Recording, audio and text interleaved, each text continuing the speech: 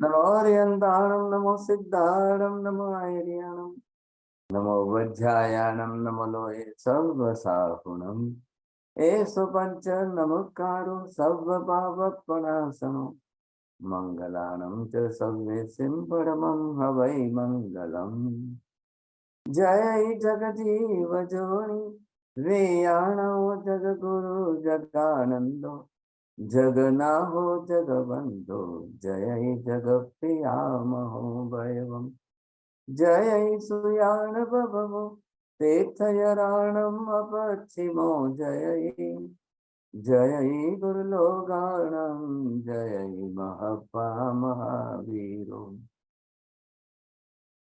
वंदे मायसं महाभागं महावीरं महामुनिम् अमर नरराय मह्यं चरमतीर्थयरमिमसतीर्थम् सर्वारिष्टप्रणाशाय सर्वाभीष्टार्थदायिने सर्वलब्धे निधानाय श्री गौतम स्वामिने नमः। सुधर्मा स्वामिने नमः। अज्ञानतिमिरान्धानां ज्ञानाञ्जनशलाकया नेत्रमुन्मीलितं येन तस्मै श्रीगुरवे नमः। धर्मलाभ बहुत बहुत आशीर्वाद उगय श्री नौकार सिंह सार बोर्सिम सुरगे गुरु मठी संवत्सराय उगय श्री चौव्यम द्यारम दिव्याम संसारम सर्वस्वदनम आयम विलंबस्का विगो सन्मूल्यवालम गिया तो सुखित पुण्यवादम सर्वस्वदनम एगासम व्यासम बचकाई तेवियम प्यारसम कन सागर आउटम वसम गुरु बुठन वारितम सर्वस्व देगनम पानस लेवना च बहुलेन वास सिद्धना सिद्धना वो सिद्धे। सभी को सादर जय जिनेन्द्र। गंधर्वाद की इस 151वीं कक्षा में आप सभी का हार्दिक स्वागत है।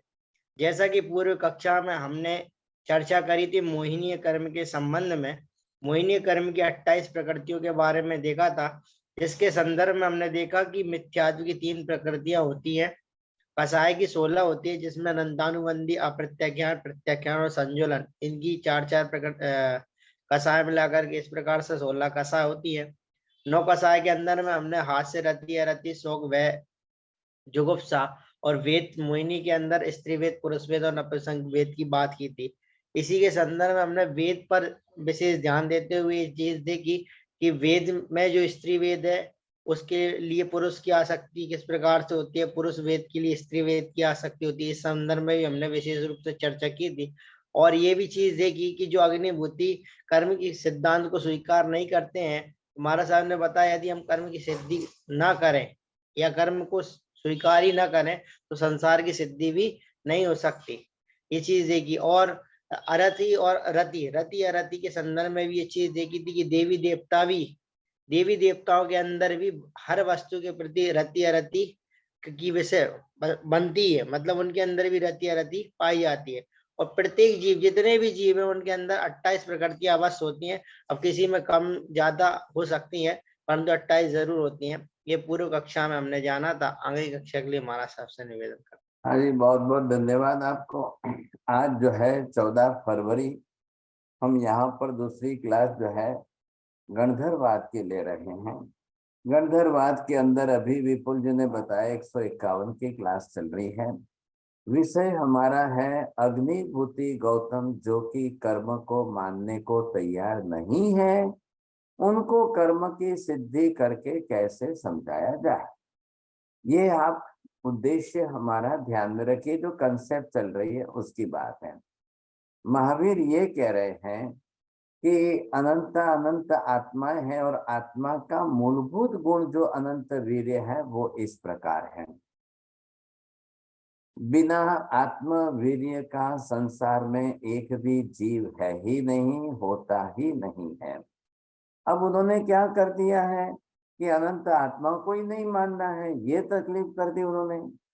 तो यहाँ पर आप देख रहे हो कि प्रत्येक आत्मा इस प्रकार की बताई गई।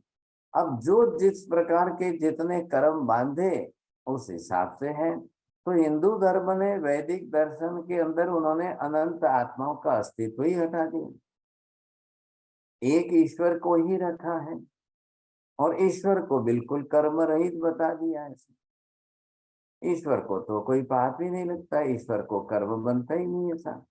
अब जगत के अंदर पूरा संसार देखने जाए हम तो अनंत वीर्य गुण सबका है, लेकिन प्रत्येक जीव इस समय कर्म तो बांधा हुआ ही है। बिना कर्म बांधा हुआ संसार में एक भी जीव नहीं है। बिना अंतराय कर्म वाला भी संसार में एक भी जीव नहीं है। बिना अनंत वीर्य आदि गुणों वाला भी संसार में कोई एक भी जीव होता ही नहीं है। बोलिए, चलिए जी। आपने बताया बिना कर्म बांधा हुआ संसार में एक भी जीव नहीं है, बिना अंतराय कर्म बांधा हुआ भी संसार में एक भी जीव नहीं है, और बिना अनंत वीर्य गुण वाला भी संसार में एक भी जीव नहीं है। बहुत अच्छा, धन्यवाद। देखिए, तो अब ये है कर्म तो बनना ही बनना है सब, क्योंकि ये तो आत्मा का मूलभूत गुण है। सबसे बड़ी बात वैदिक दर्शन में कहाँ है साहब? सब प्रश्नों का एक ही सॉल्यूशन है। अगर वो आत्मा को अनंत गुणवान ऐसा स्वीकार कर ले और संसार में अनंत आत्माओं का अस्तित्व स्वीकार कर ले तो हजार प्रश्न दूर हो जाते, हजार प्रश्न मिट जाते। लेकिन ये सत्य स्वीकारने में सबसे बड़ी तकलीफ उनकी है कि जो ईश्वर का अस्तित्व माना है वो उनका धोखे में आ जाता है। फिर ईश्वर का कर्तृत्व भाव लेकर संसार के सब जीवों पर जो उनका लक्ष्य है वो दूर हो जाता है। फिर ईश्वर ही न रहे और ईश्वर का करना कुछ नहीं रहे तो बोलते हमारा तो धर्म ही जोखिम में आ जाएगा, हम तो कुछ भी नहीं रह सके, कुछ कर ही नहीं सकेंगे। ये उनकी सबसे बड़ी तकलीफ है साहब। देखिए, ये बात जरूर है, मिथ्यात्व के जितने रास्ते जितने हेतु जो है हम भी समझते हैं। लेकिन जैसे जैसे आपको सत्य मिल जाए, सत्य स्पष्ट हो जाए, सत्य समझ में आ जाए, सत्य के अंतिम सिद्धांत आपको पकड़ में आ जाए तो धीरे धीरे व्यक्ति को अपना असत्य छोड़ना तो चाहिए कि नहीं। फिर आप अगर जो है नहीं नहीं नहीं नहीं नहीं हमने तो दीवार के अंदर लोहे का खिला बिल्कुल ठोक दिया है, अब वो तो निकलेगा ही नहीं सर, वो तो कभी नहीं निकलेगा, वो तो कुछ नहीं होगा, ऐसे करके अगर आप जो है इतना सॉलिड मजबूत मिथ्यात्व बांध लोगे तो कभी भी नहीं निकलेगा। और बाद में होता क्या है, बार बार बार बार बार बार बार बार हजारों बार लाखों बार अपने मिथ्यात्व को रिपीट करके इतना घुटाया जाता है, इतना घुटा करके मजबूत किया जाता है, इतना मजबूत किया जाता है। प्रतिदिन एक दिन खाली नहीं जाए। हिंदू धर्म के लोग जो है जब मंदिर में जाएंगे वो चाहे अपने ईश्वर की जिस तरह से स्तुति स्तवना गुणगान जो करे, हे ईश्वर आप ही सृष्टि ने सर्जन किया है, आप ही सृष्टि को बनाने वाले हो, हे ईश्वर आप ही सृष्टि के समस्त जीवों को सुख दुख देने वाले हो, हे ईश्वर आपकी ही सारी लीला है, हे ईश्वर ये आपकी ही माया है, हे ईश्वर ये आपके ही कारण सब।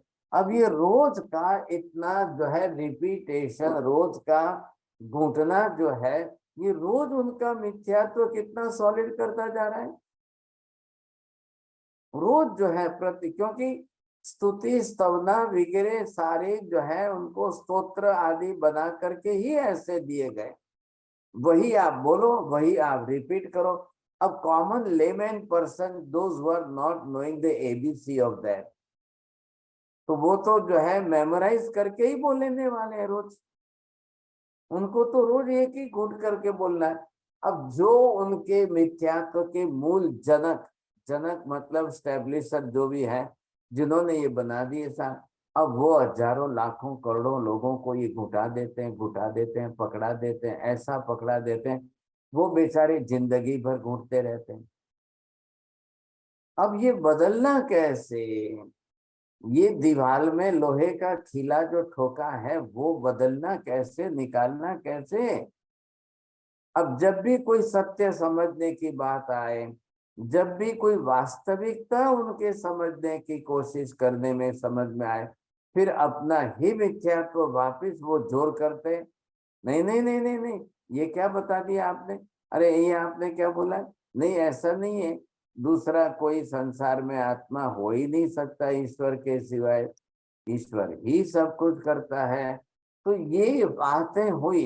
ये अग्निभूति भाई साहब, ये भी जो है इंद्रभूति गौतम के तीसरे छोटे भाई पंडित है। इंद्रभूति गौतम महावीर के पास आए तब 50 साल की उम्र के हैं।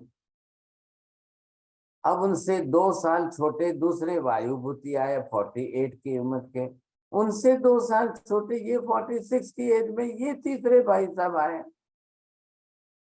अब ये जो है, अब 46 की उम्र तक जिसने एक ही बात को घूंट घूंट करके इतना सॉलिड कर दिया, तो उनका मिथ्यात्व कितना सॉलिड होता है। हम क्यों उनकी बात करें, हमारे में भी तो ये चीजें पड़ी है ना। आज हमारे घरों में, हमारे परिवार में, हमारे सभ्यों में, पारिवारिक सभ्यों में, रिश्तेदारों में ये मान्यता है तो घूंट घूंट करके पड़ी हुई। और जब ये सत्य सामने से हमको समझने मिल रहा है, ये सत्य हमको सीखने के लिए मिल रहा है, इसी पर्पज से तो ये गणधरवाद की क्लासें चालू की गई है। और इसी हेतु से ये जैन फाउंडेशन वाले आज साल 1.5 साल हो गया तो भी गणधरवाद की क्लासें चला रहे हैं सब।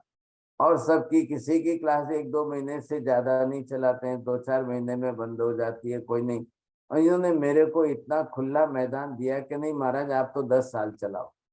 मैं इनको बहुत धन्यवाद देना चाहता हूँ, अभिनंदन करता हूँ कि इतना फ्रीडम मुझे आज दिन तक पहले किसी ने नहीं दी।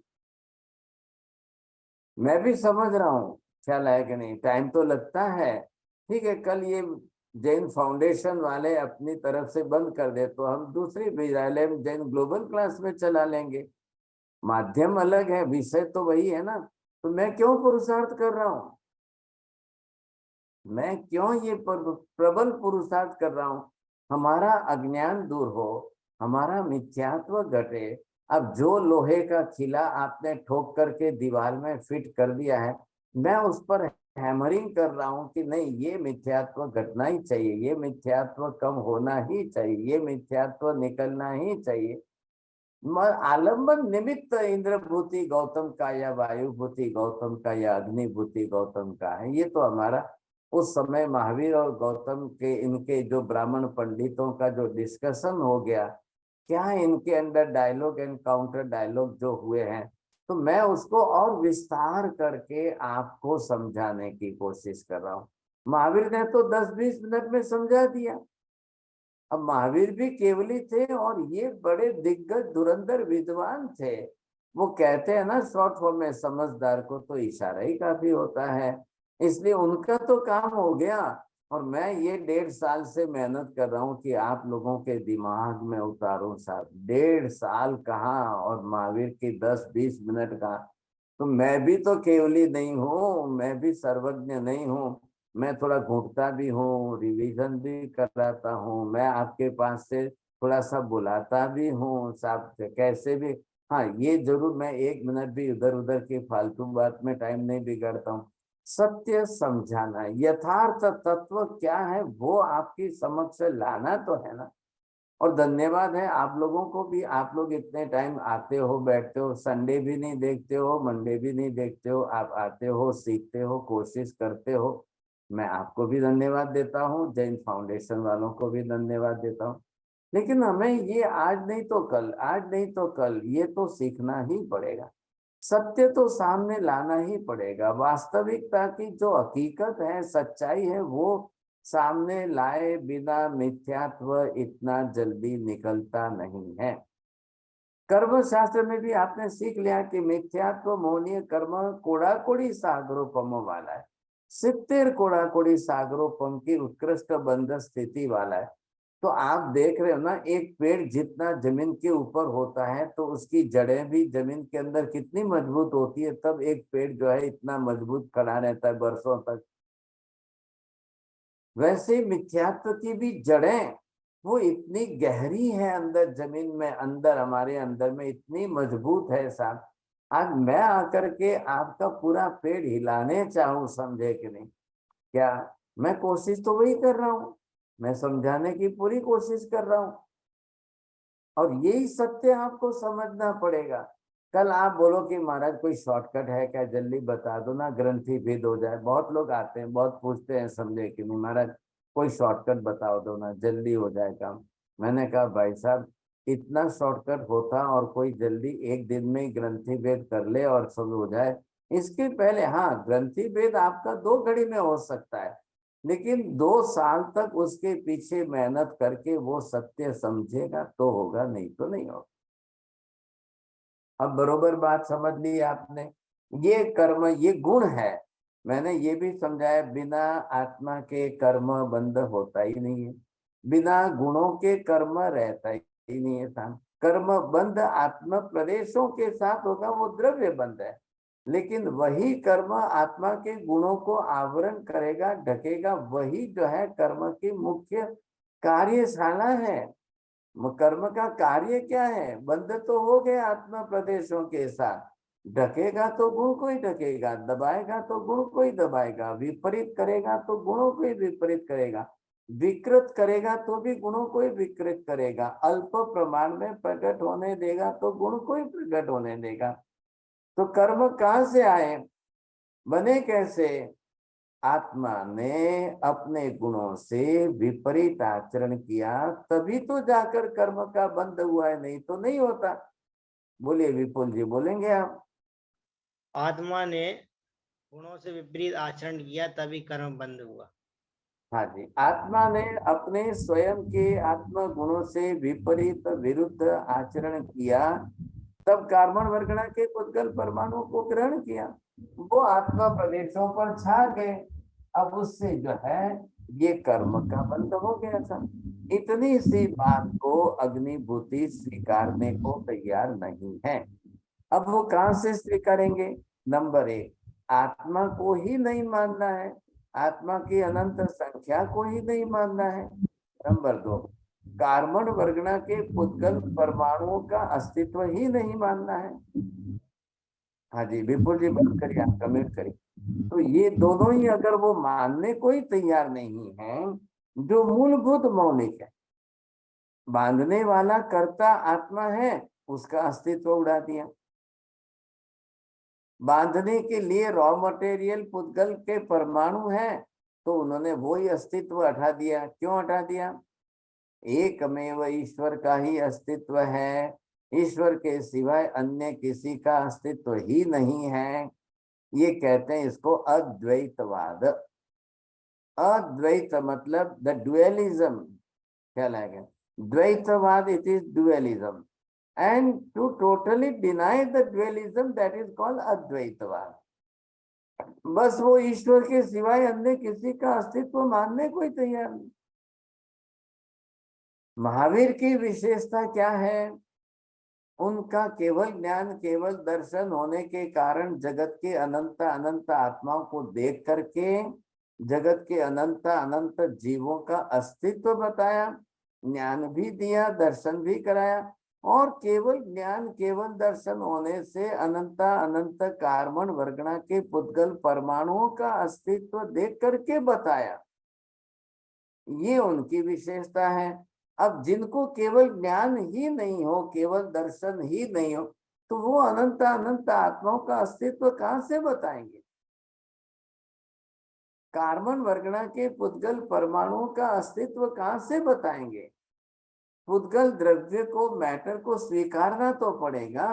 पुद्गल के ये सूक्ष्मतम परमाणु स्वयं अपनी तरफ से समान गुण धर्मों से मिल करके एक ग्रुप बनता है, समूह बनता है, उसको हमने वर्गणा नाम दिए। तो उन्होंने वो बातें ही हटा दी। अब हटा दी तो हटाई क्यों हटा दी? अब हटाई का मतलब बात हो तो हटावे ना, लेकिन जब केवल ज्ञान केवल दर्शन नहीं है तो कोई इस तत्व को, सत्य को बता ही नहीं सकते हैं, समझा ही नहीं सकते। ये सवाल बड़ा है, समझे कि नहीं? इसलिए उनके वहां पर ये प्रश्न खड़े होते हैं। अब दूसरी बात की, ईश्वर को व्यापक स्वरूप दे करके बताया, विष्णु जी ऐसा इतने व्यापक स्वरूप में है, वही सब कुछ कर रहे हैं, तो कर्म की कोई आवश्यकता खड़ी नहीं होती है। ये उनका सबसे बड़ा प्रश्न है।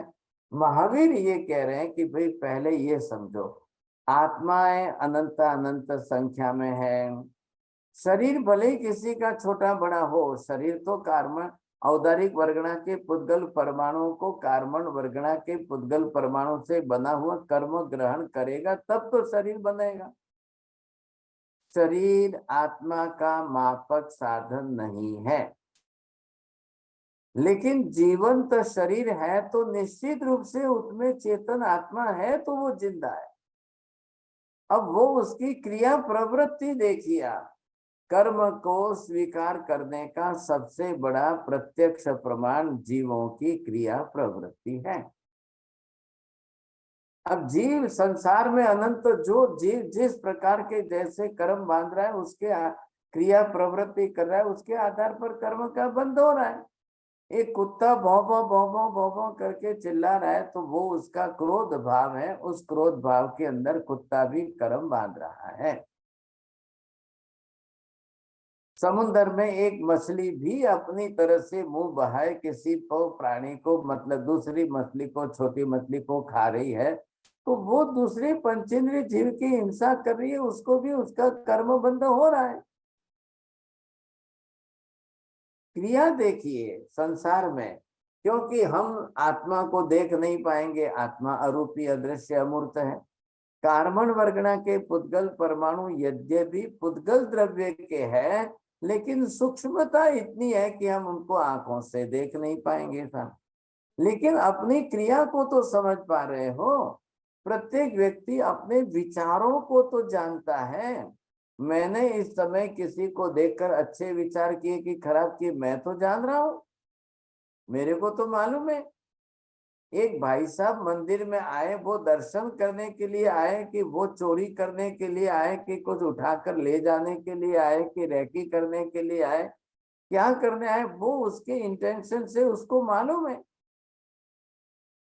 50 लोग मंदिर में बैठे दर्शन कर रहे हैं और एक व्यक्ति आकर के भगवान के जितने मुकुट पड़े थे चांदी के, कपड़ा ढक करके उठा करके लेकर चला गया। सब लोग बैठे हैं, कोई अपना चैतन्य कर रहे हैं, कोई माला गिन रहे हैं, कोई दर्शन कर रहे हैं, कोई क्या कर रहे हैं, कोई सोचने को तैयार नहीं। कोई क्यों सोचे उधर भाई, भगवान के सामने आए हम भक्ति भावना से परमात्मा की दर्शन स्तुति करने के लिए आए, हम इधर उधर का क्यों ध्यान दें साहब। लेकिन एक व्यक्ति आया, वो फटाक से उसने पूरा थाल उठा लिया, उसमें मुकुट पड़े थे, कपड़ा ढक दिया, उठाकर लेकर चला गया। अब उसको तो बरोबर मालूम है कि मैं मंदिर में किस पर्पज से आया हूं, मैं कोई भगवान के दर्शन करने के लिए नहीं आया हूं, मैं तो चोरी करने के उद्देश्य से ही आया। तो कितना प्री प्लान बनाया होगा, कितने दिनों से प्री प्लान बनाया होगा, कितनी बार वो आकर रेकी करके गया होगा, किस तरीके से कहाँ रखते हैं, कहाँ से उठाना है, कहाँ से लेना है, कैसे निकल करके चलना है। अब मंदिर है, जब से मंदिर सुबह से खुला है तब तक लोग दर्शन पूजा करने के लिए आते जाते रहते ही रहते हैं, और फिर भी सबकी आंखों के सामने से उठा करके लेके जाना है।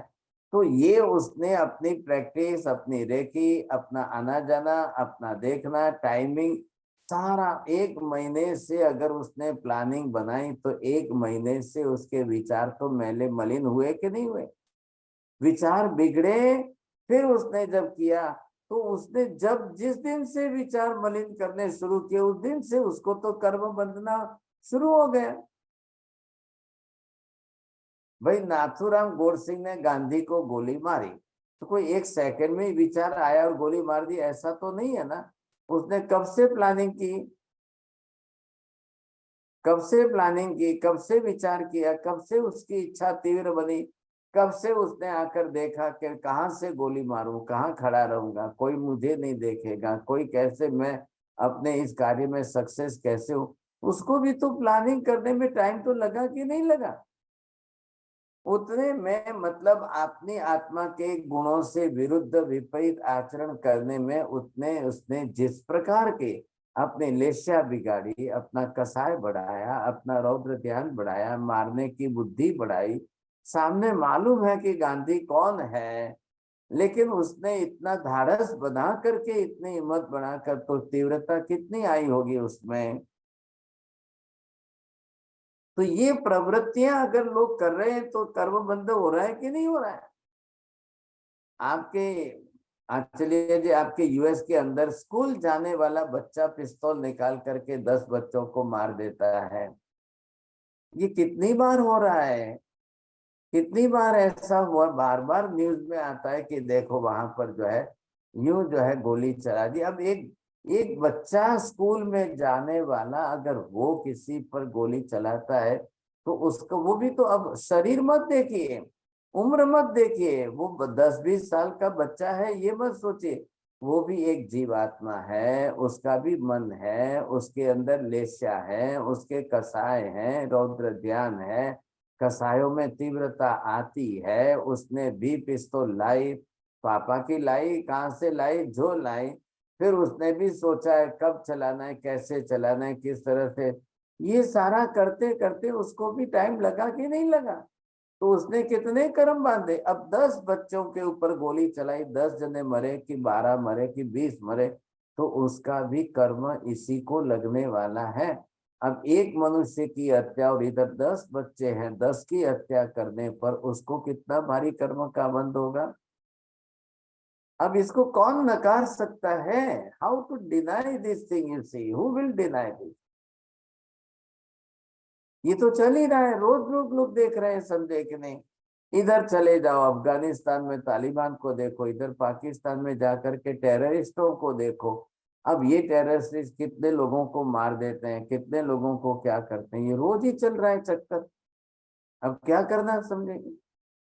तो उनकी उनकी मानसिकता किस कक्षा की है, उनका लेवल किस कक्षा का है, उनकी जो विचारधारा चल रही है वो किस कक्षा की, कैसी चल रही है, ये कर्म का बंध है। बरोबर हो रहा है, बरोबर कर रहे हैं, बरोबर चल रहा है, समझे कि नहीं? तो कर्म बंध की प्रवृत्ति है। अब ये जीव जो है जिस तरह से करते जा रहे हैं, करते जा रहे हैं, होता जा रहा है, चलता जा रहा है, क्या करेंगे, कैसे करेंगे? तो कर्म बंध तो होना ही, ये तो रुकने वाला तो नहीं है। अब ये है कि हाउ टू प्रूव इट, बस बात इतनी सी है ना कि इसको प्रूव कैसे करना है। तो यहाँ पर आपको ये देखना है। अब ये अनंत वीर्य का गुण जो एनर्जी है, शक्ति है, क्या है? आत्मा बिना शक्ति का नहीं है।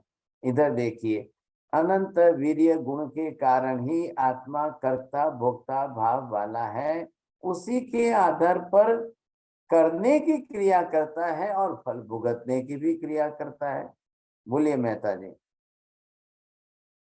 आत्मा अनंत वीय शक्ति से ही कर्ता भोगता है, वो अनंत वीय शक्ति से ही कर्ता का भाव करता है और भोगता भी, कर्म का फल कर्म बनता है और कर्म का फल भी भोगता है।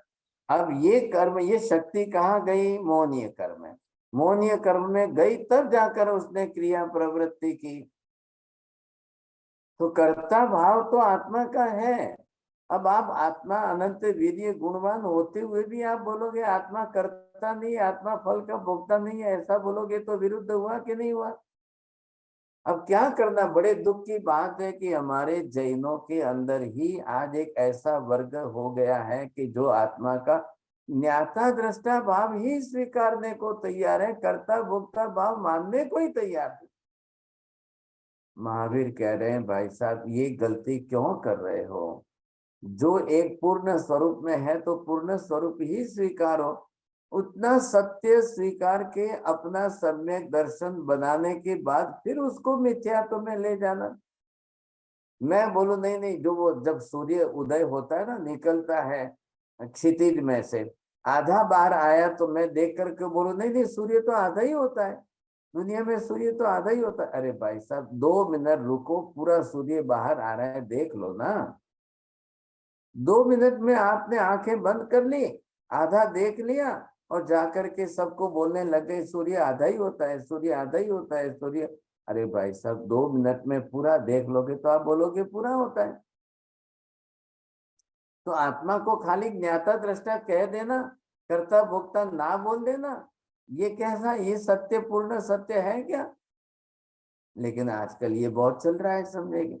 और वो कहते हैं हम तो बिल्कुल निश्चय निश्चय आत्मा को इतना शुद्ध मान रहे, इतना शुद्ध मान रहे, इतना। अरे भाई साहब, ये शुद्ध मानने का प्रश्न नहीं है, आप तो और ऊपर से सत्य को असत्य बना रहे हो। जानते हुए, सत्य जानते हुए, सत्य समझते हुए ये निषेध करके ऊपर से वापस ना करो, नहीं नहीं आत्मा कर्ता भोक्ता नहीं होता है, आत्मा तो ज्ञाता दृष्टा ही होता है। ऐसे लोग जो है वो अगर चलकर मिथ्यात्व की गहराई में आ जाए तो सम्यक तो मोहनीय बनते हैं। सम्यक तो मोहनीय, मिश्र मोहनीय, मिथ्या तो मोहनीय, ये तीन प्रकृतियां जो है, इन तीनों का अलग अलग एनालिसिस करिए। मिथ्या तो मोहनीय तो बिल्कुल क्लियर कट है कि वो तो नाई के देगा है, नहीं मानता ही। और मिश्र मोनी वाला मिक्स में, इधर शक्कर इधर नमक। अब इधर एक साइड में, राइट साइड में शक्कर रखे, दूसरी साइड में नमक रखे, तो भाई साहब दोनों का मिक्स टेस्ट कैसा होगा फिर? दोनों देख लो, समझे कि नहीं? वो ऐसा है। और सम्यक तो मोहनीय वाला तो बिल्कुल सत्य जानते हुए उसके अंदर मोहित होकर के वो उसका भी निषेध कर लेता है। वो सम्यक भी होते हुए मिथ्यात्व की गहराई में चला जाता है। इतनी छोटी सी बात को लेकर के बड़ी गलती करते हैं। जब है ही आत्मा अनंत वीर्यवान, यहां से एनर्जी चलेगी तभी ज्ञान सक्रिय होगा, यहाँ से शक्ति प्रकट होगी तभी जाकर के गुण भी प्रकट होंगे, सभी गुण।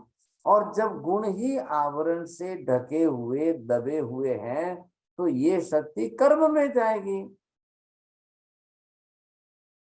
बात तो यही है, समझे कि नहीं? अब गुण के अंदर से ये शक्ति जब कर्म में जाएगी तब परिणाम क्या आएगा, ये आप देखिए। इधर से ये गए तो इसने ये आत्मा के अनंत दान गुण को ढक दिया, समझे?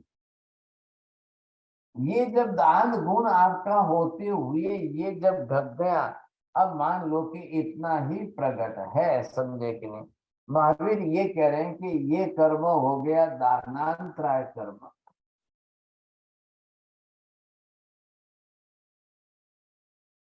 अब ये व्यक्ति जिंदगी में दान देने में खुशी नहीं व्यक्त करता है, दान देना नहीं चाहता है, दान देने में हमेशा हिचकिचाहट करता है, तो ये व्यक्ति क्या होगा, कैसा होगा? ये व्यक्ति कृपण, जिसको हम बोलते हैं ना, ये कृपण बन गया। हमारी भाषा में जिसको हम कहते हैं ये कंजूस है। क्यों बन गया ऐसा? अब संसार में ये तो देखने को मिलेगा कि नहीं मिलेगा? संसार में दान देने वाले दाता दानवीर भी मिलेंगे और बिल्कुल न देने वाले कृपण कंजूस भी मिलेंगे। अब ये किसके कारण है? अब इसका कारण महावीर कह रहे हैं दानांतराय कर्म है, लेकिन वो बोलते हैं ये तो ईश्वर के कारण है। अरे भाई, ईश्वर ने इसको दाता बनाया और ईश्वर ने उसको कृपण कंजूस बनाया, ईश्वर ने इसको ऐसा बनाया, ईश्वर ने इसको, ये बातें क्यों बनानी चाहिए? अब ये जीव यहाँ पर देखिए आप, ये इसका कर्म बचा कितना है, इतना परसेंटेज है। ये गुण है 10% है। अब 10% के अंदर या 5% के अंदर उसके अंदर दान की वृत्ति रहेगी, 90% या 95% वो दान नहीं कर पाएगा, कृपणता बनी रहेगी, कंजूस बना रहेगा। अब क्या करेंगे हम? जीव ही उस प्रकार का है।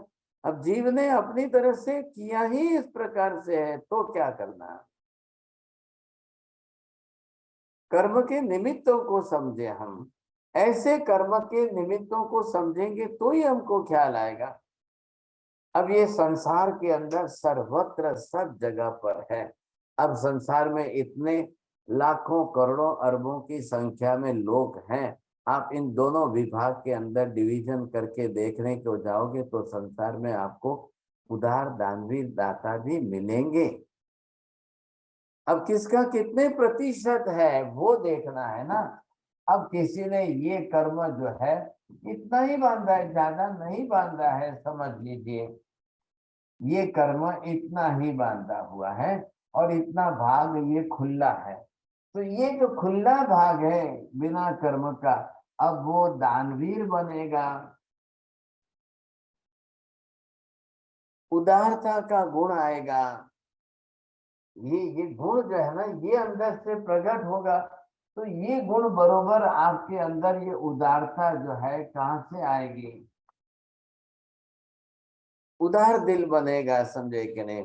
नहीं नहीं नहीं, कोई हरकत नहीं है साहब। एक भाई साहब जो है बम्बई के अंदर मरीन ड्राइव पर चल रहे थे, तो किसी गरीब को देख करके उन्होंने अपना शर्ट निकाल करके ही दे दिया था। तो पत्नी साथ में चल रही थी। पत्नी ने पूछा, शू आવું શું કરો છો તમે? આવું કરાતું હશે? હવે અહીંથી ઘરે કઈ રીતે જશો તમે? તમારું પહેરેલું શર્ટ તમે આપી દીધું, હવે તમે ઉઘાડા ઘરે જશો? पति ने कहा, मने कोई शर्म नहीं आती, मुझे कुछ नहीं लगता है, आप कोई चिंता मत करो, समझे कि नहीं? अपन यहाँ से टैक्सी में बैठ जाएंगे, घर चले जाएंगे, समझे कि नहीं?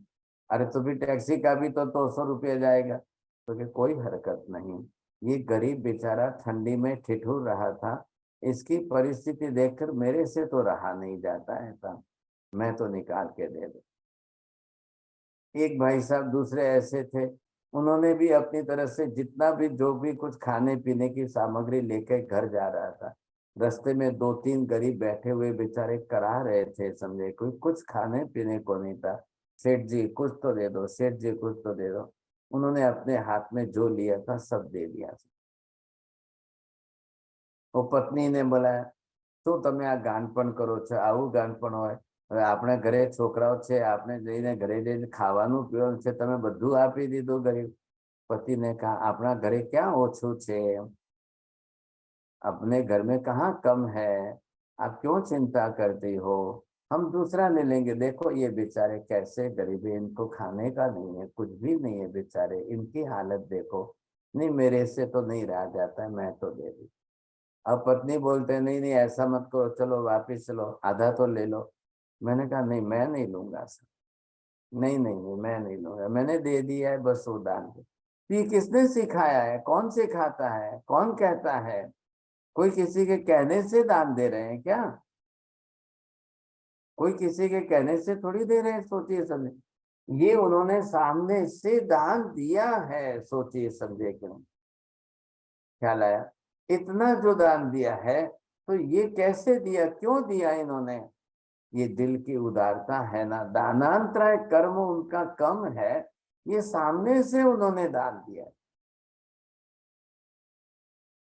मैं आज की ही बात आपको करना चाहता हूं कि विरालेम Jain global classes group B के अंदर संस्कृत प्राकृत की क्लासेस शुरू हो रही है, फिर तत्वज्ञान की भी क्लासेस, तत्वार्थ सूत्र की। और ये अब ये वीडियो जो जहां गया होगा, साउथ इंडिया के अंदर, वहां तमिलनाडु में या चलकेरे के गांव में जो परिवार रहते हैं, वो यूट्यूब में क्लास के अंदर जुड़े हुए हैं, उनके पास ये वीडियो पहुंचा। उन्होंने देखा कि ये बिरालेम ग्रुप क्लास के अंदर हम पढ़ रहे हैं, हम तो सीख रहे हैं, अब अभ्यास कर रहे हैं, तो ये नई क्लासें और शुरू हो रही है।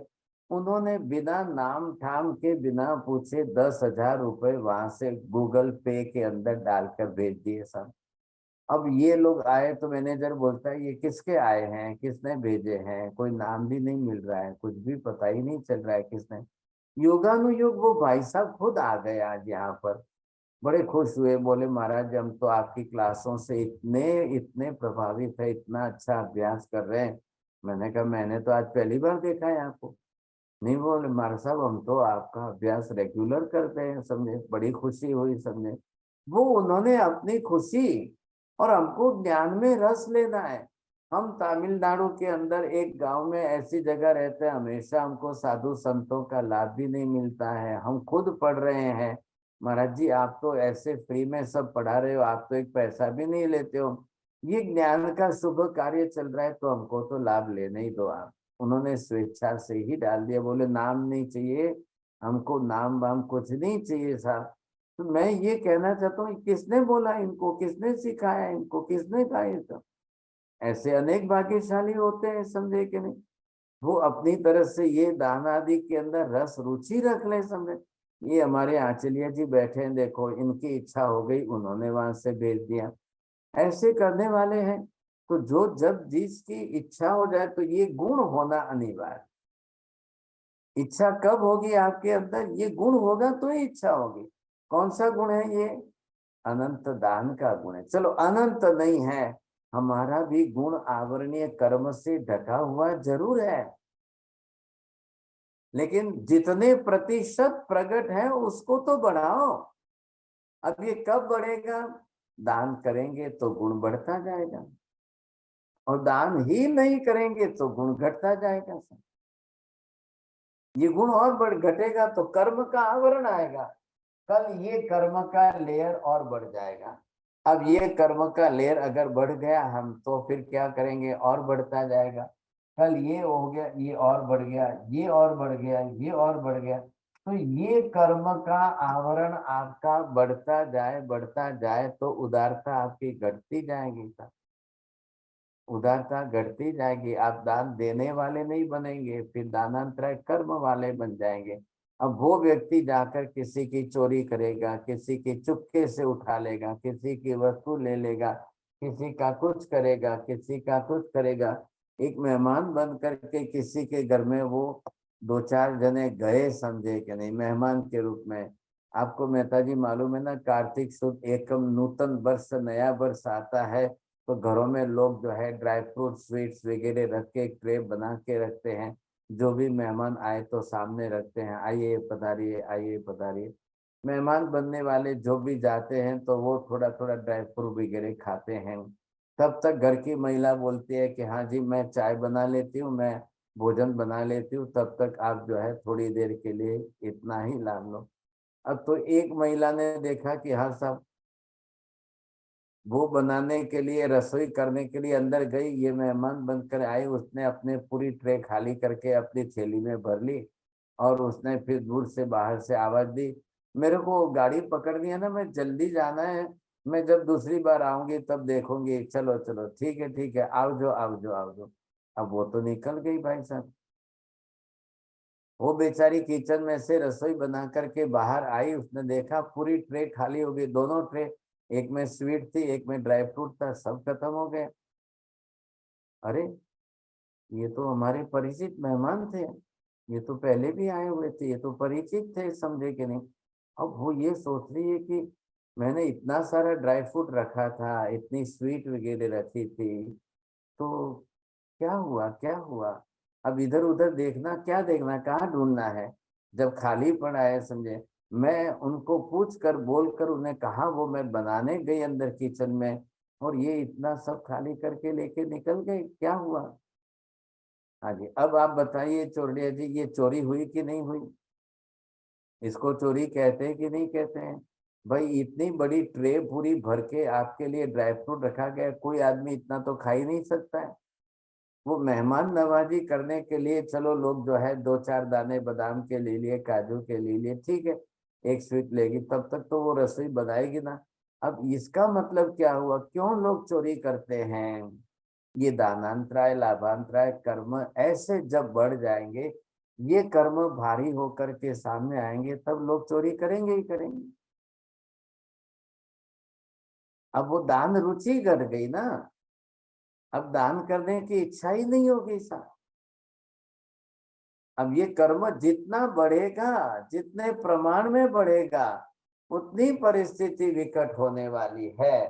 तो ये कर्म अगर कल मान लो और बढ़ गया, ये और बढ़ता गया, अब ये और बढ़ता गया, ये तो महावीर कह रहे हैं कि भी 100% ये कर्म सर्व था तो किसी का नहीं होता है, 0.1% भी खुला तो रहता ही रहता है। अब ये कर्म ये आ गया था।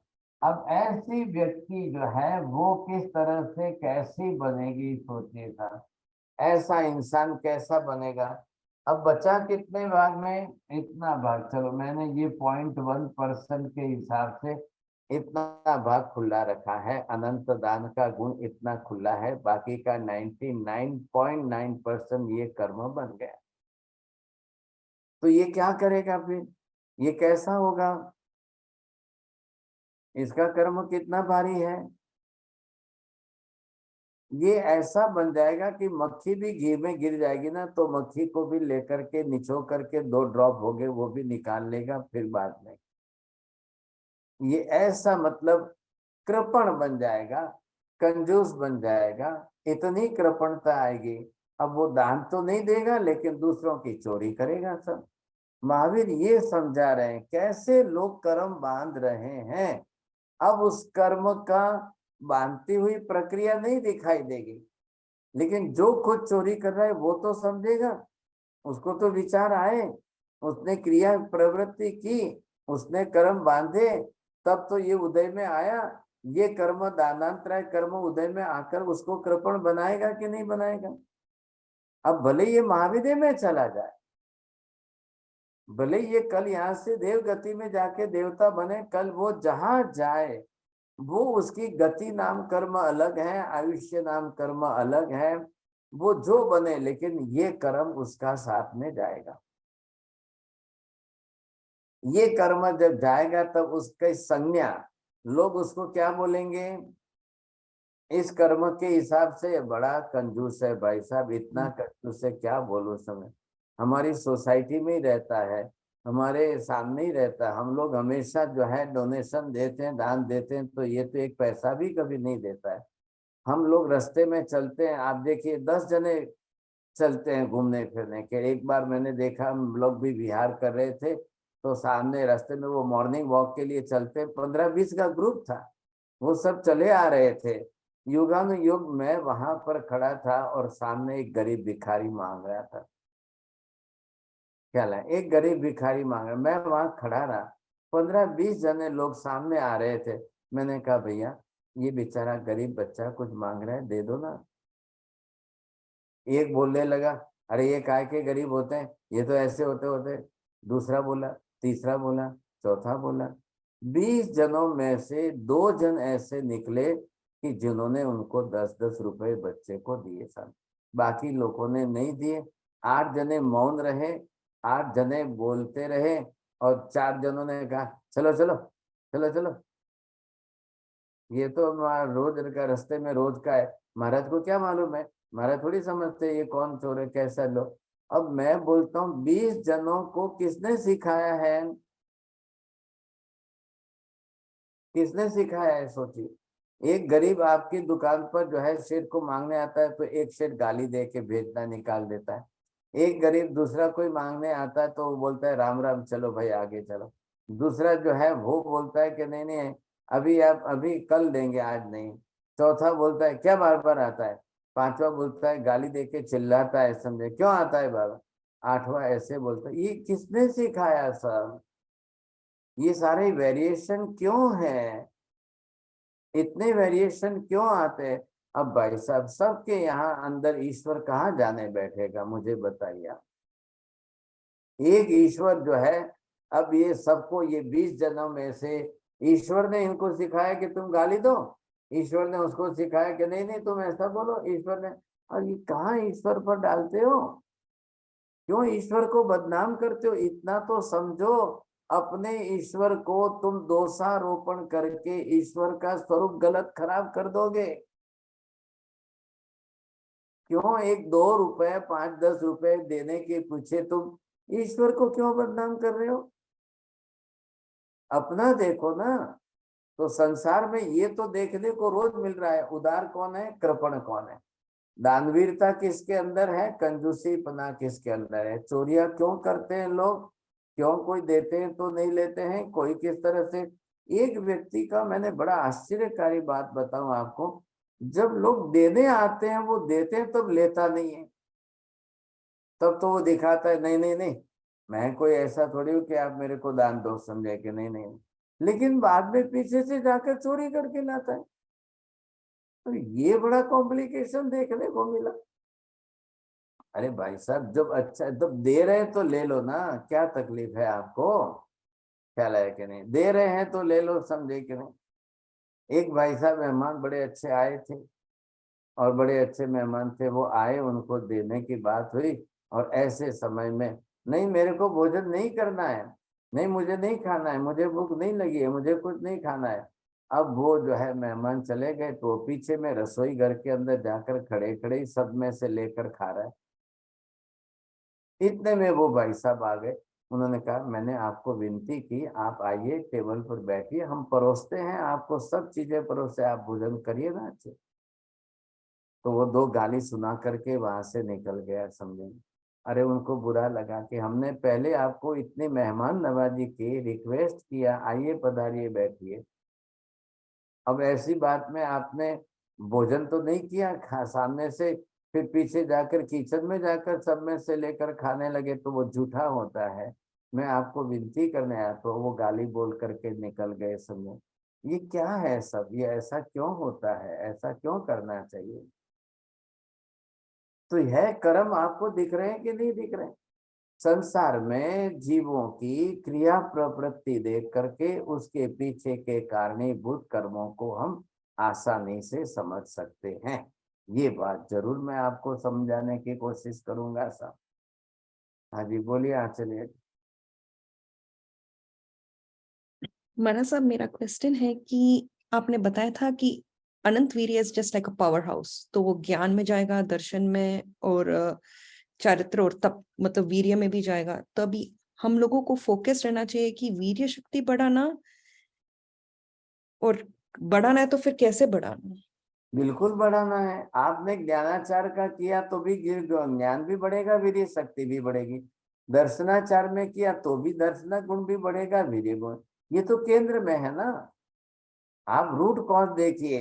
If we are giving just the water to the plant, you see, you are not giving the water to the upper side, but you are giving the water in the roots. तो वो roots में से आपका पानी जाएगा तो सब में जाएगा, समझे। तो ये भी जरूर है। आप सामायिक करते हो, आप प्रतिक्रमण करते हो, अब आप कायोत्सर्ग करते हो, आप खड़े खड़े करते हो, वीर्य शक्ति बढ़ रही है। वीर्यांतराय कर्म घटेगा। आज तो मैंने दानांतराय कर लिया है, मैं आगे वीर्यांतराय कर लूंगा ना। मेरे को तो पांचों समझाने हैं, तो और 5 क्लास होगी। विपुल जी जरा ध्यान रखना, और क्लासें बढ़े। लेकिन ये तो होना ही होना है। तो जब आप ये देख रहे हो तो उसके रूट में ये है, लेकिन एनर्जी तो यहाँ से यहाँ आई है, तो वो भी आपको देखना है। दोनों गुण का काम साथ में हो जाएगा सब, बिल्कुल होगा।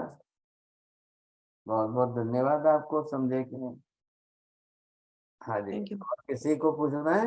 नमो हरियम दानम, नमो सिद्धानम, नमो हरियाणम, नमो वज्रायणम, नमो लोहे सब साहुनम, एसो पंच नमस्कारो सर्व पाप प्रणाशनम, मंगलानं च सर्वेषां परमं हवै मंगलम। मंगलम भगवान वीरो, मंगलम गौतम प्रभु, मंगलम स्थूलिभद्राद्य जैन धर्मोस्तु मंगलम। चत्तारि मंगलम अरिहंता मंगलम, सिद्धा मंगलम साहु मंगलम, केवली पन्नतो धम्मो मंगलम। चत्तारि लोकोत्तम अरिहंता लोकोत्तम, सिद्धा लोकोत्तम साहु लोकोत्तम, केवली पन्नतो धम्मो लोकोत्तमो। चत्तारि शरणं प्रव्रजामि, अरिहन्ते शरणं प्रव्रजामि, सिद्धे शरणं प्रव्रजामि, साहु शरणं प्रव्रजामि, केवली पन्नतं धम्मं शरणं प्रव्रजामि। सर्वमंगल मांगल्यम, सर्वकल्याण कारणम, प्रधानम सर्वधर्माणां, जैनम जयति शासनम। धर्म लाभ सबको बहुत बहुत आशीर्वाद।